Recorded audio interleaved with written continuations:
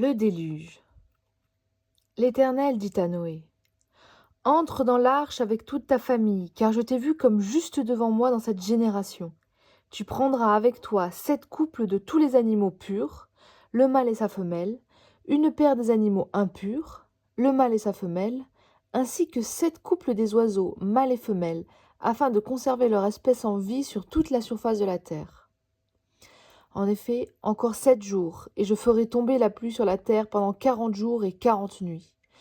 J'exterminerai ainsi de la surface du sol tous les êtres que j'ai créés. » Noé se conforma à tous les ordres que Dieu lui avait donnés. Noé avait 600 ans lorsque le déluge frappa la terre. Noé entra dans l'arche avec ses fils, sa femme et les femmes de ses fils, pour échapper à l'eau du déluge. Parmi les animaux purs et les animaux impurs, les oiseaux et tout ce qui se déplace sur le sol, un mâle et une femelle entrèrent dans l'arche avec Noé, 2 par 2, comme Dieu l'avait ordonné à Noé. L'eau du déluge frappa la terre 7 jours après. L'an 600 de la vie de Noé, le 17e jour du 2e mois, toutes les sources du grand abîme jaillirent et les écluses du ciel s'ouvrirent. La pluie tomba sur la terre pendant 10 jours, pendant 40 jours et 40 nuits.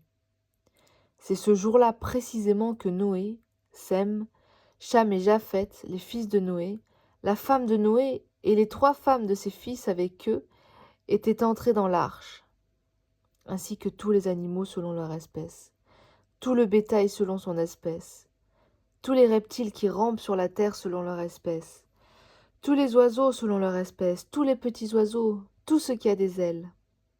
Ils entrèrent dans l'arche avec Noé, 2 par 2, issus de toutes les créatures qui ont souffle de vie. Il en entra mâle et femelle, de toute espèce, comme Dieu l'avait ordonné à Noé. Puis l'Éternel ferma la porte sur lui. Le déluge frappa la terre pendant 40 jours. L'eau grossit et souleva l'arche, et celle-ci s'éleva au-dessus de la terre.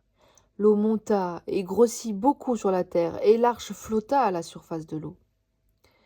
L'eau augmenta de plus en plus, et toutes les hautes montagnes qui sont sous le ciel tout entier furent recouvertes.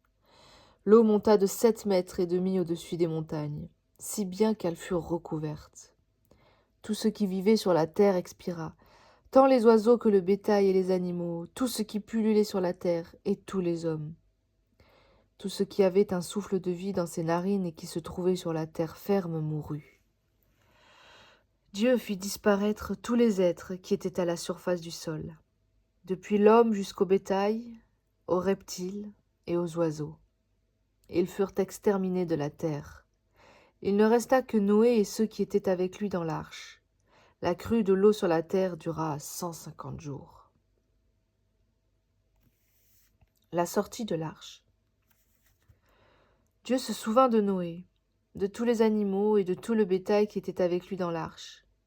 Il fit passer un vent sur la terre et l'eau se calma. Les sources de l'abîme et les écluses du ciel furent fermées, et la pluie ne tomba plus du ciel. L'eau se retira peu à peu de dessus la terre, si bien qu'elle baissa au bout de 150 jours. Le 17e jour du 7e mois, l'arche s'arrêta sur les montagnes d'Arara. L'eau baissa progressivement jusqu'au 10e mois. Le 1er jour du 10e mois, les sommets des montagnes apparurent. Au bout de 40 jours, Noé ouvrit la fenêtre qu'il avait faite à l'arche.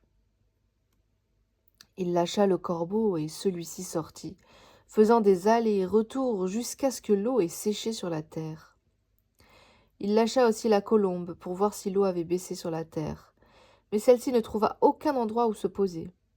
Elle revint vers lui dans l'arche, car il y avait de l'eau sur toute la surface de la terre. Il avança la main, la prit, et la fit rentrer vers lui dans l'arche. Il attendit encore 7 autres jours, puis il lâcha de nouveau la colombe hors de l'arche. La colombe revint vers lui sur le soir, et voici qu'une feuille d'olivier arrachée était dans son bec. Noé sut ainsi que l'eau avait baissé sur la terre. Il attendit encore 7 autres jours, Puis il lâcha la colombe, mais elle ne revint plus vers lui. L'an 601, le premier jour du premier mois, l'eau avait séché sur la terre. Noé retira le toit de l'arche. Il regarda et constata que la surface du sol avait séché. Le 27e jour du deuxième mois, la terre fut sèche. Alors Dieu parla à Noé. « Sors de l'arche avec ta femme, tes fils et les femmes de tes fils. Fais sortir avec toi tous les animaux de toute espèce qui sont avec toi, tant les oiseaux que le bétail, et tous les reptiles qui rampent sur la terre.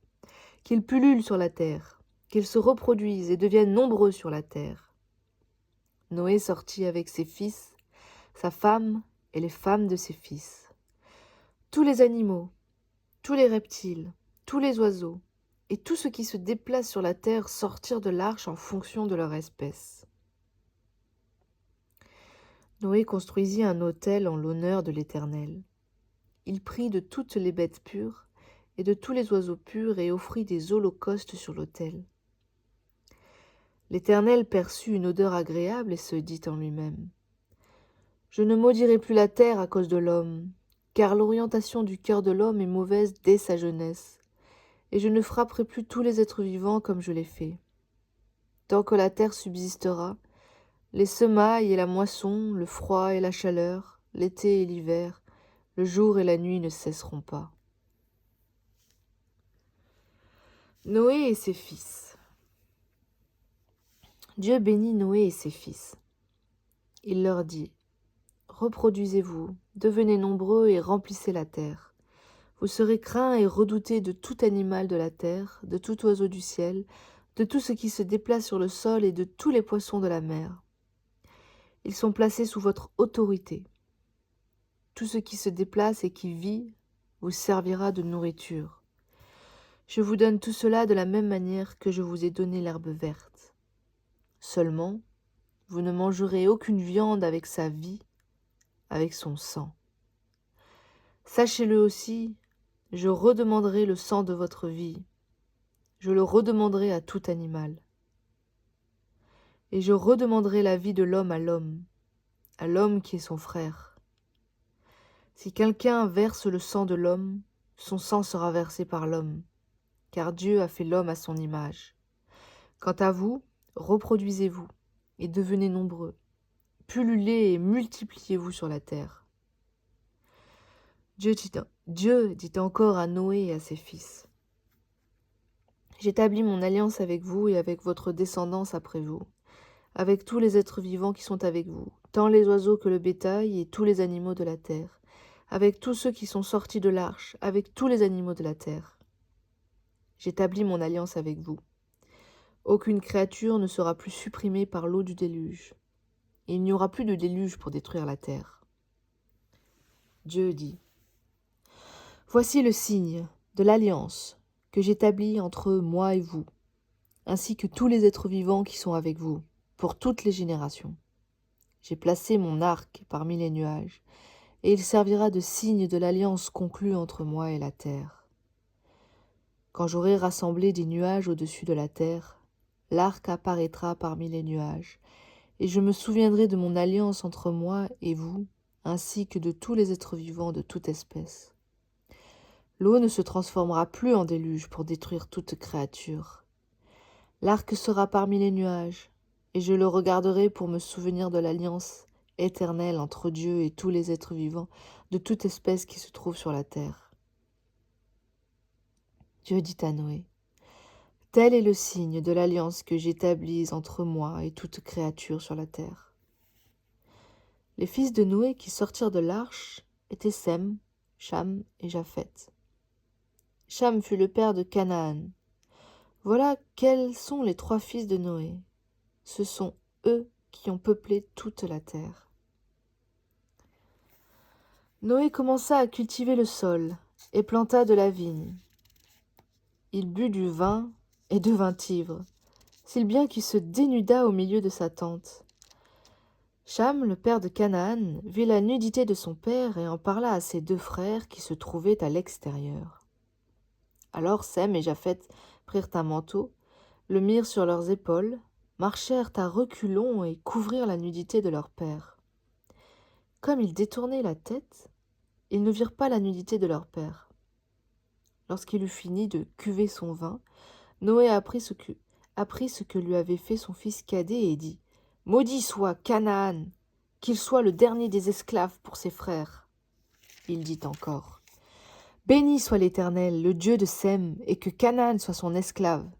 Que Dieu élargisse le territoire de Japheth, qu'il habite dans les tentes de Sem, et que Canaan soit son esclave. » Noé vécut 350 ans après le déluge. Il vécut en tout 950 ans, puis il mourut.